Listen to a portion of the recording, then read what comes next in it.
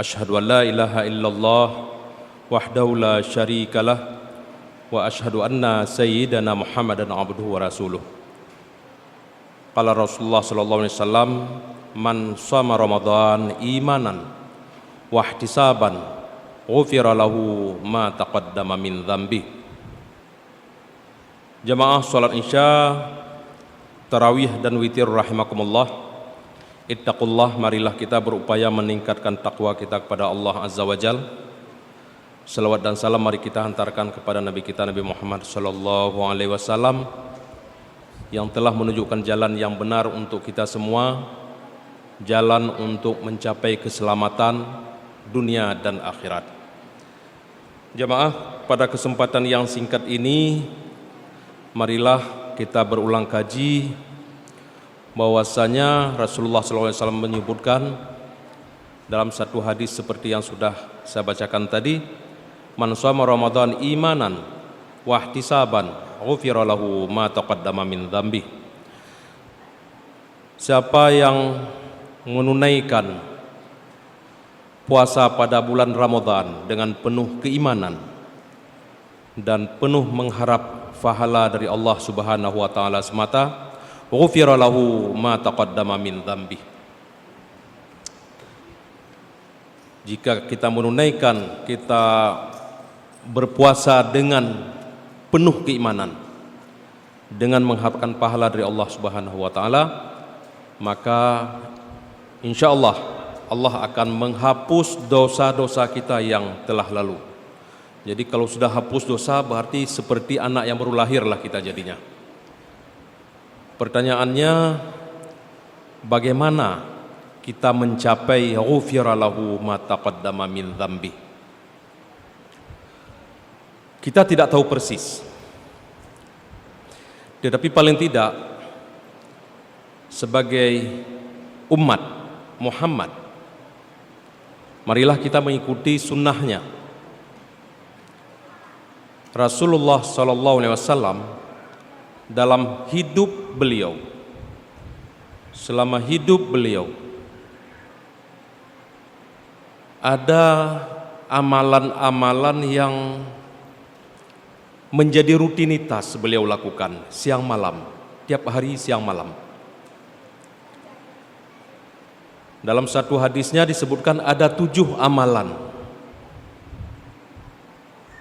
Yang ke-7 itu beliau lakukan secara konsisten. Ke-7 itu mungkin menjadi hal yang pembicaraan kita pada malam hari ini. Yang pertama, qiyamul lail. Qiyamul lail, salat malam. Jadi kalau pada bulan Ramadan seperti yang akan kita tunaikan ini termasuk qiyamul lail, salat tarawih, salat witir. Tetapi pada bulan yang lain mungkin salat tahajud. Rasulullah lakukannya secara rutin ini. Soal 8-20 terserah sama kita lah. Begitu juga sebenarnya dengan tahajud. Mau 20, mau 8, mau 2, mau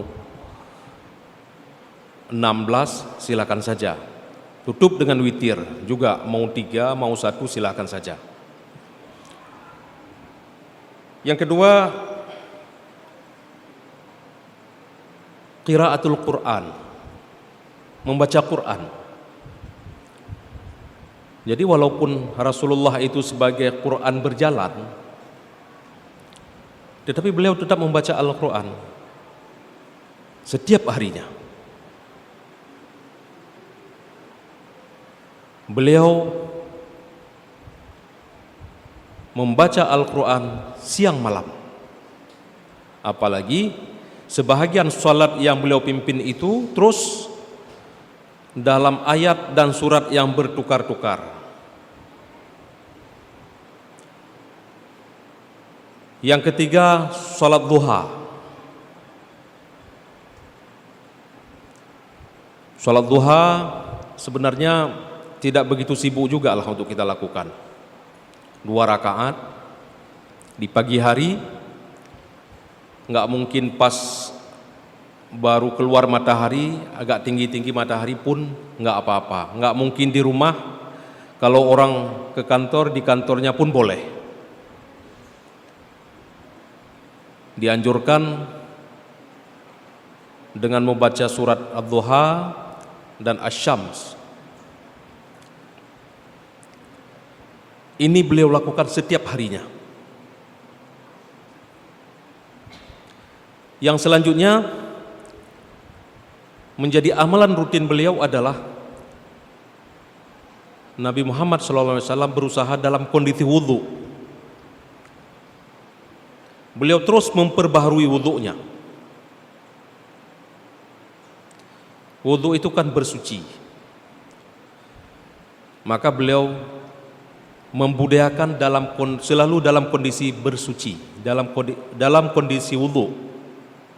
Tentu amat baguslah kita juga sebagai umatnya mengikuti langkah-langkah ini, mengikuti kegiatan ini. Yang kelima, berinfak, bersedekah. Kesempatan bersedekah banyak sekali. Orang fakir miskin hari tambah banyak di dunia Islam, di kalangan umat Islam. Dan kalau kita hitung-hitung, sepertiga penduduk dunia, sekitar 2,5 miliar penduduk dunia itu umat Islam. Dan yang terbanyak miskin juga di kalangan umat Islam. Jadi walaupun ada 5 miliar yang non-Islam, tetapi miskin terbanyak di kalangan umat Islam. Ini menandakan bahwa rangsangan untuk berinfak, bersedekah kita itu memang sangat dituntut. Banyak di kalangan kita, di sekitar kita orang fakir, miskin, yatim, piatu lagi. Banyak sekali. Siapa yang perhatikan itu? Rasulullah sampai-sampai itu menikahi janda-janda yang memelihara anak yatim. Jadi istri beliau yang banyak itu sebenarnya bukan untuk mengikuti hawa nafsu, bukan. Tetapi itu untuk ikut memelihara anak yatim. Karena kebanyakan daripada janda-janda itu menjadi janda mereka itu karena suami beliau itu semua syahid di medan perang. Oleh karena itu Rasulullah sangat terpanggil untuk mengayomi janda-janda itu. Dan kalau kita melihat, memang banyak istri yang beliau nikahi itu memang istri yang sudah usianya senior, di atas 50-an tahun. Jadi kalau untuk kepentingan seks dikatakan mungkin jelas-jelas tertepis argumentasi itu. Lebih kepada memelihara anak yatim. Dengan cara itu anak yatim, janda itu terayomi. Apapun mereka itu di bawah kepemimpinan Rasulullah. Yang keenam, ini bertukar-tukar tapi nggak apa-apa. Salat berjamaah. Salat berjamaah sebenarnya yang kedua malah mau kita sebutkan tadi. Dalam kondisi apapun Rasulullah berusaha untuk salat berjamaah. Pernah dalam kondisi perang, salat berjamaah di bawah batang kurma. Malah ada pada hari Jumat, karena dalam kondisi perang, beliau sambil berkhutbah memegang pedang. Ada kemungkinan latar belakang harus ada tungkat sebahagian kalangan kita sekarang, mungkin latar belakangnya dari sana. sholat berjamaah. Malah pernah Rasulullah detik-detik beliau itu meninggal, hari-hari terakhir beliau hidup, tetap berusaha untuk sholat berjamaah. Beliau dalam keadaan sakit parah sebenarnya, tetapi beliau panggil Ali, Abu Bakar untuk menggotong beliau ke saf depan. Dan ketika itu Rasulullah mempersilakan Abu Bakar untuk mengimami sholatnya. Yang sebahagian orang katakan ini latar belakang bahwa penerus kepemimpinan setelah Rasulullah adalah Abu Bakar, karena Rasulullah memerintahkan Abu Bakar untuk mengimami sholat pada detik-detik beliau hidup. Terlepaslah itu semua, yang jelas sholat berjamaah beliau tegakkan hingga sholat terakhir beliau lakukan. Jadi ini beda sekali dengan kondisi kita hari ini. Sholat berjamaah itu seolah ya siapa mau sajalah. Padahal tidak demikian. Sekiranya Rasulullah itu masih hidup, banyak rumah-rumah kita yang dibakar oleh Rasulullah. Kenapa? Karena sholat sendiri di rumah, padahal dekat-dekat dengan masjid. Apalagi zaman Umar, jelas, tegas begitu.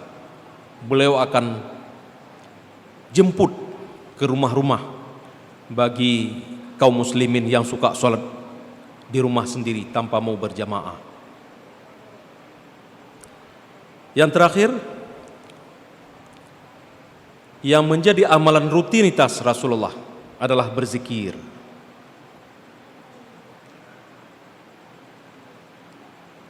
Zikir yang paling baik, la ilaha illallah. Beliau lakukan itu tiap hari. Ini perlu kita garis bawahi, sebenarnya zikir itu tidak harus di masjid. Berzikir tidak hanya harus di masjid, bukan hanya di masjid. Tetapi bagi seorang petani sambil menanam padi, kenapa tidak dia berzikir? Sambil tanam sawit misalnya, kenapa tidak?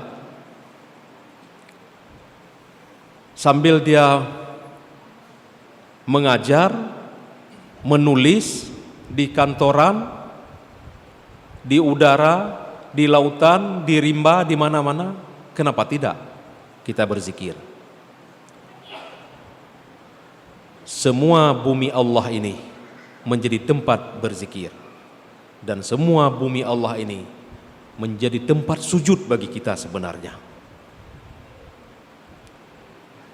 Jamaah sholat isya, tarawih dan witir rahimakumullah, dalam bulan Ramadan saya pikir paling tidak kita ini paling tidak dalam rangka untuk ghufira lahu ma taqaddama min dzambih yang kita maksudkan tadi, paling tidak di bulan Ramadan ini mari kita praktekkan. Mari kita praktekkan yang sebahagiannya memang sudah kita lakukan, seperti pada malam hari ini, qiyamul lail, salat berjamaah. Tinggal yang lainnya, duha besok pagi mau ke kantor sempat sebentar. Wudu enggak sulit air kita, di mana-mana ada air. Kalau di Arab ya agak sulit airnya. Kita di mana-mana ada tempat wudu, di mana-mana ada sumur. Dan berinfak pun juga seperti itu. Di mana-mana ada peluang untuk kita berinfak. Di pojok-pojok masjid, di pintu masjid, musalla, di mana-mana itu ada. Tetapi bagaimana khusus yang infak itu ingin saya katakan, Allah memberikan pedoman kepada kita dalam firman-Nya, lan tanalul birra hatta tunfiqun mimma tuhibbun. Wa ma tunfiqu min syai'in fa innallaha bihi alim. Tidak mencapai kebajikan seseorang kamu sebelum kamu itu berinfak, menyedekahkan sebahagian apa yang sangat-sangat kamu sayangi, yang sangat kamu kasihi, bukan yang buang-buangan, bukan yang sisa-sisa, kan itu maksudnya. Itu aja pedoman kita. Jadi upayakan berinfak itu bukan uang receh, bukan yang sudah sisa-sisa, tetapi yang terbaik. Kenapa tidak?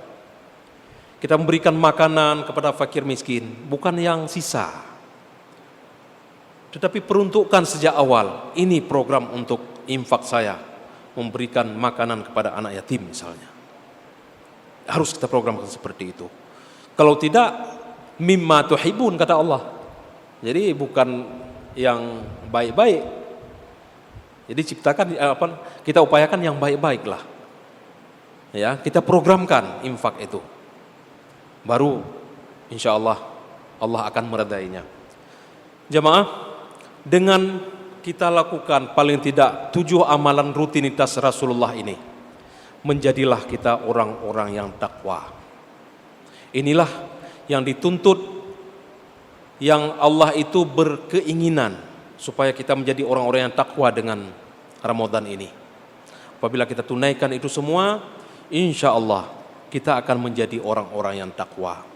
Dan kita insya Allah memang menjadi orang-orang yang takwa. Semua amalan yang kita lakukan insya Allah akan diterima oleh Allah. Kita harus berprasangka baik kepada Allah, bahwa apa yang kita lakukan dari segala amalan kebajikan itu akan diterima oleh Allah Subhanahu wa ta'ala. Kalau mau